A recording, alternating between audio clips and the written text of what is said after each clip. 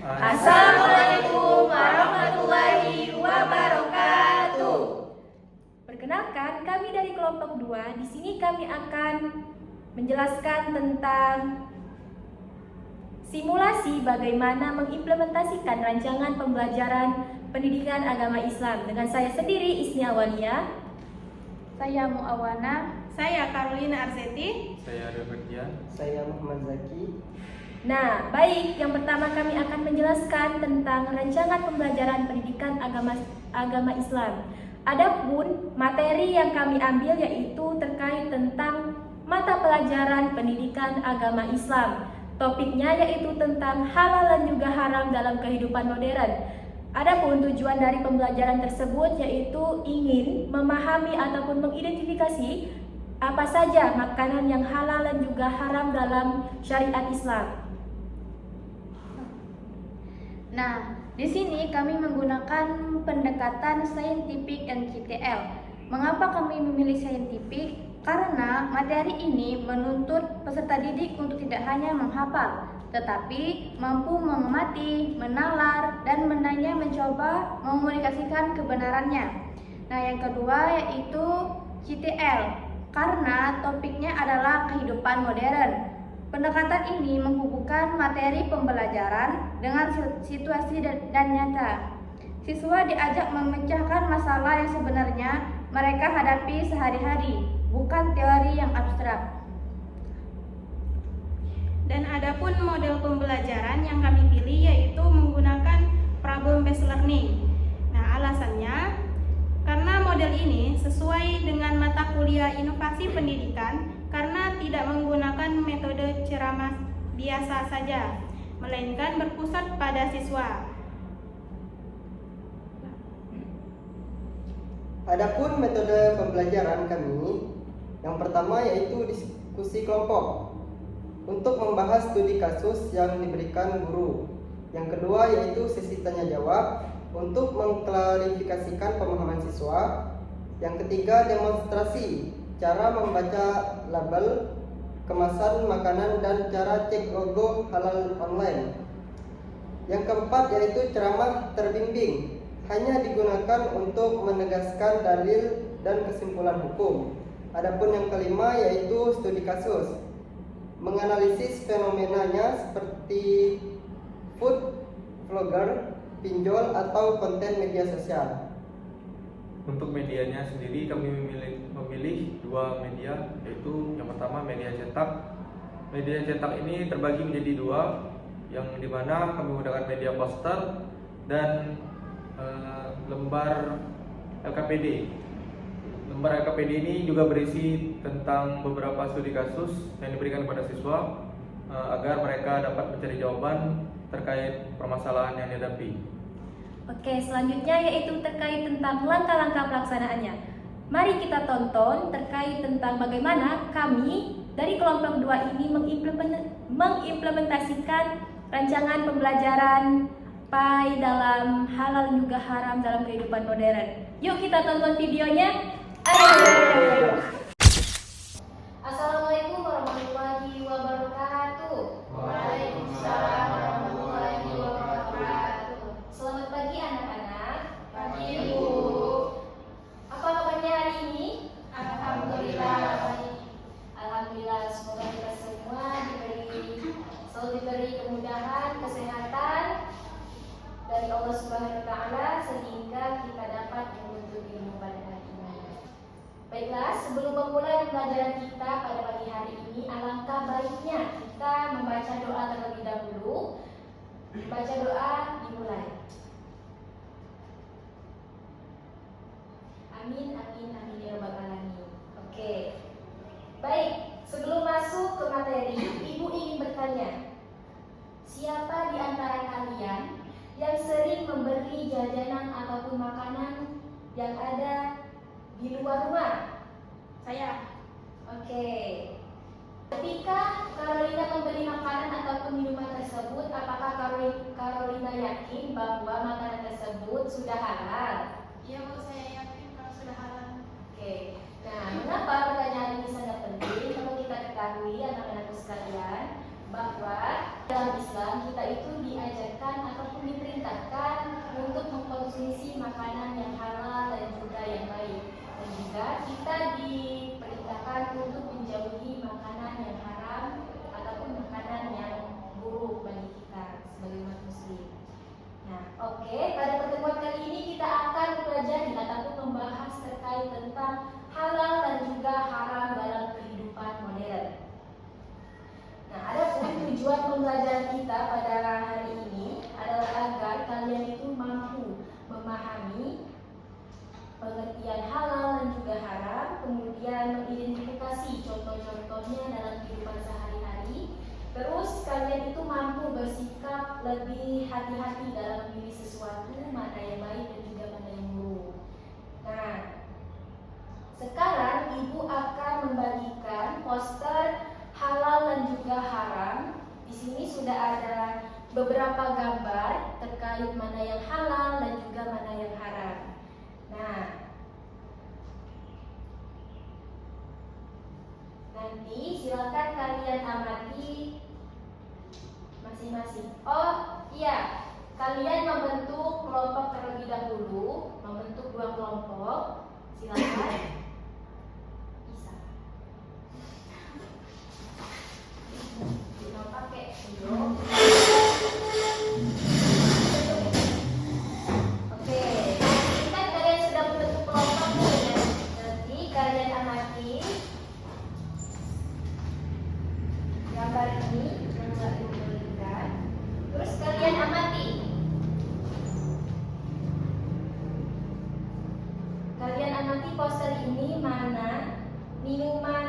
Nah, menurut kalian apakah semua makanan ataupun minuman yang ada pada poster ini boleh dikonsumsi? Terus mengapa demikian?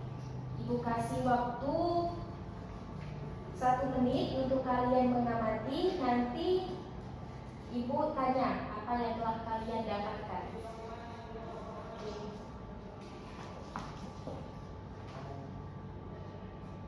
Oke, setelah kalian mengamati poster tersebut, adakah pertanyaan yang ingin kalian ajukan? Silakan, boleh angkat tangannya. Berikan pertanyaannya langsung. Saya Bu, Silakan, Bu Awana. bagaimana cara mengetahui suatu makanan itu berbentuk halal? Oke, pertanyaan yang bagus sekali, Bu Awana. Selanjutnya, silakan kalau ada yang ingin bertanya lagi. Ya, silakan. Apakah semua makanan yang dijual bebas itu halal? Oke. Baiklah, di sini Ibu akan menjawab terlebih dahulu terkait pertanyaanmu Awana, bagaimana cara mengetahui suatu makanan itu halal? Oke. Nah, cara paling mudah ataupun pasti untuk tahu makanan itu halal atau tidak adalah dengan melakukan 3 cek, yaitu cek logo halal resmi, kemudian yang kedua cek komposisi bahan makanan, terus yang ketiga yaitu cek sumbernya dan bagaimana cara mengolahnya. Jadi perlu kita ingat, apa tadi Bu Awana? Ada 3 cek. Yang pertama cek logo, kemudian yang kedua cek komposisi, dan yang ketiga cek cara pengolahan. Betul sekali. Terus pertanyaan dari Anandario terkait apakah semua makanan yang dijual tersebut bebas pasti halal? Nah, jawabannya itu belum tentu, Nak. Nah, mengapa demikian? Karena kita itu kan hidup di lingkungan masyarakat yang beragam dan tidak semua makanan yang kita produksi itu diinginkan khusus untuk konsumsi umat muslim. Jadi, mengapa Ibu alasannya? Karena ada makanan misalnya yang jelas haram tapi dijual terbuka. Nah, di supermarket itu kan ataupun pasar tertentu banyak sekali ada daging babi misalnya mengandung makanan mengandung alkohol, kemudian cemilan impor yang memang mengandung bahan tidak halal. Nah, penjual itu bebas menjualnya karena pasar kita itu kan sifatnya umum, ada konsumen ataupun non-muslim juga. Jadi semua barang yang dijual bebas itu jawabannya belum tentu semuanya itu halal. Oke. Sekarang Karena kalian sudah mengamati poster tersebut, sekarang Ibu akan membagikan LKPD kepada kalian yang berisi beberapa studi kasus yang sering kita temui dalam kehidupan sehari-hari. Nah, silakan setiap kelompok membaca kasus yang telah Ibu berikan, kemudian kalian jelaskan jawaban kalian menurut pendapat kalian dan alasannya. Nanti per kelompok maju satu persatu untuk mempresentasikan hasilnya. Ibu kasih waktu 2 menit ya. Oke, baik, waktu untuk diskusi telah selesai. Sekarang Ibu persilakan kepada kelompok 1 untuk mempresentasikan hasil diskusinya.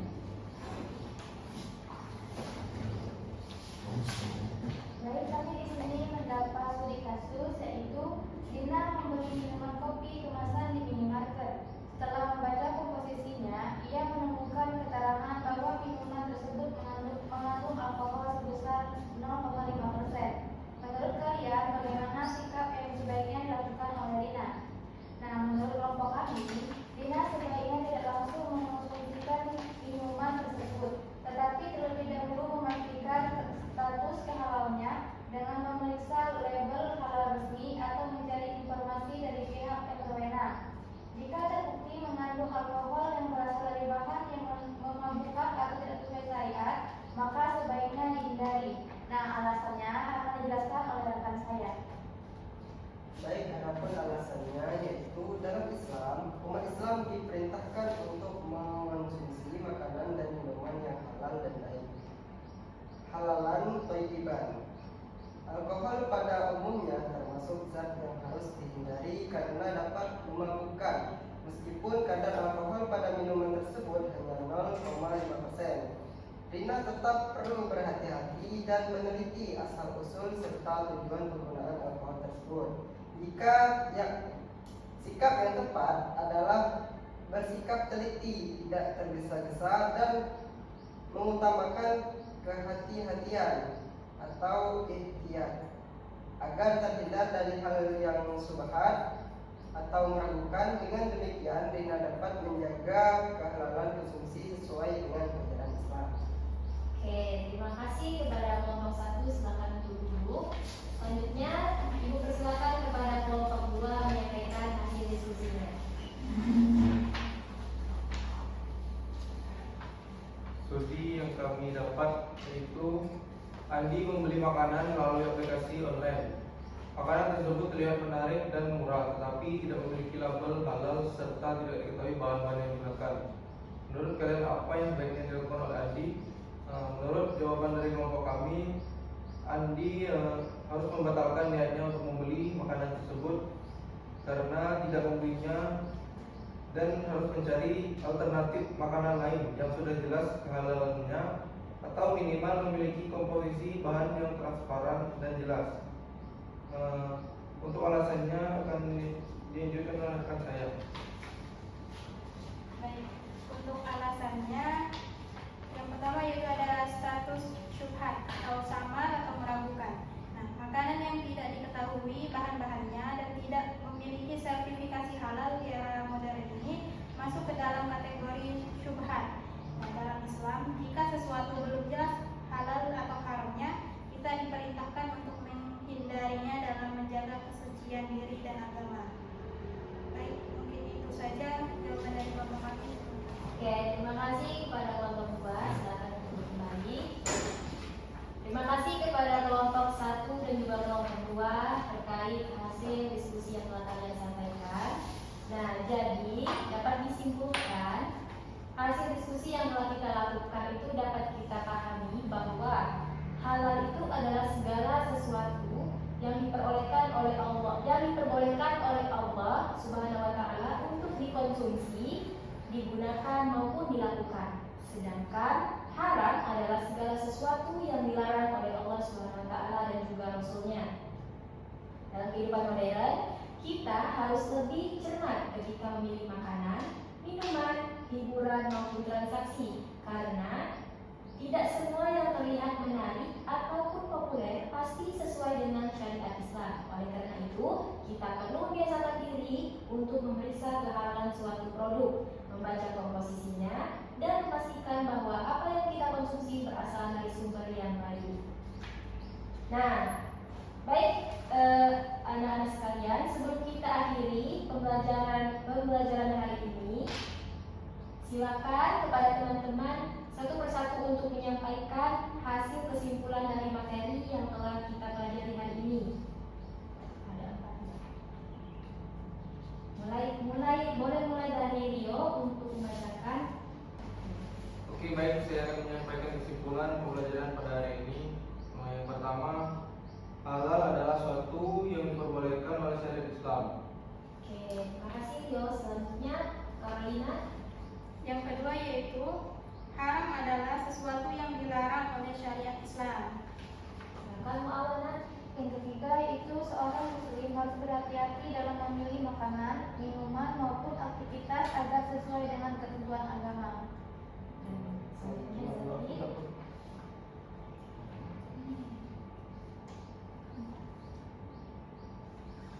Yang keempat, kita harus membiasakan diri memilih yang halal dan menjauhi yang haram sebagai bentuk ketaatan kepada Allah Subhanahu wa taala.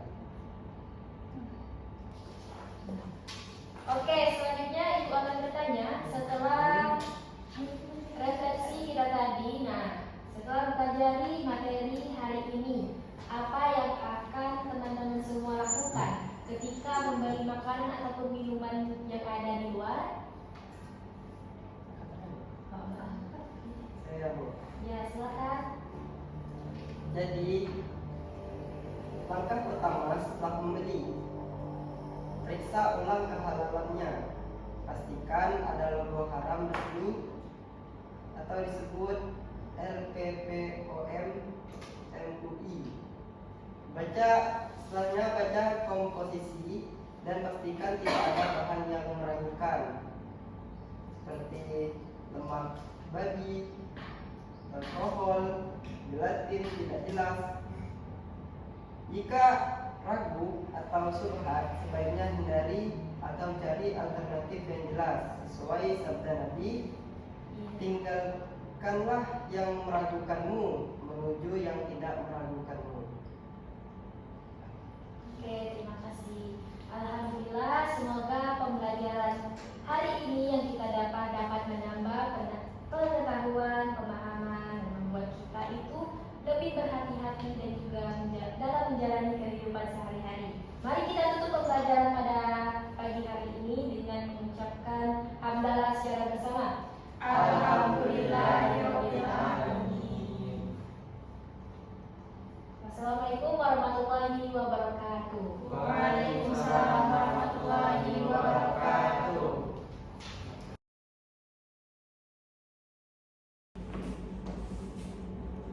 Baiklah, itu tadi terkait tentang bagaimana video mengimplementasikan rancangan pembelajaran pada kelompok 2.